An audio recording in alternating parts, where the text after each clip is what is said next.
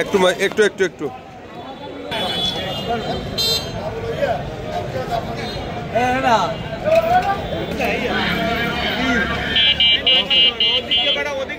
হ্যাঁ কও আমার কথা কও ভাবি ভাবি আছে। আমরা আহ্বান পেয়েছি বাংলাদেশ জাতীয়তাবাদী ছাত্রদল বরগুনা জেলা কমিটির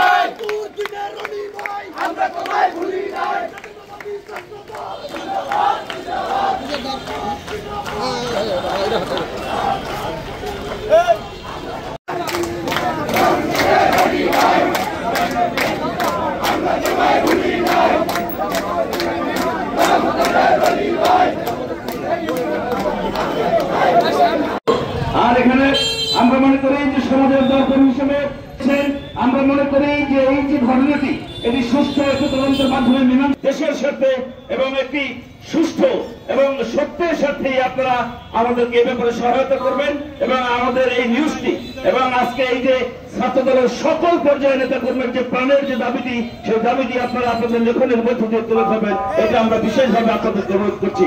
বরগুনা প্রেস ক্লাব সহ যতগুলি সংগঠন রয়েছে আমরা সকলের দৃষ্টি আকর্ষণ করে বলবো যে এই আজকে মেহেদী হাসান রনি, আপনারা সকলে ভালো করে চিনেন এই মেহেদী হাসান রনিকে।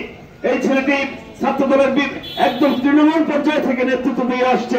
আজকে দীর্ঘ পরিক্রমায় ও জেলা ছাত্রদলের সহসভাপতি হয়েছে, সদর উপজেলা ছাত্রদলের অপ্রতিদ্বন্দ্বী বিরাট প্রতিদ্বন্দ্বিতায় যিনি আহ্বায়ক এবং সভাপতি নির্বাচিত হয়েছে।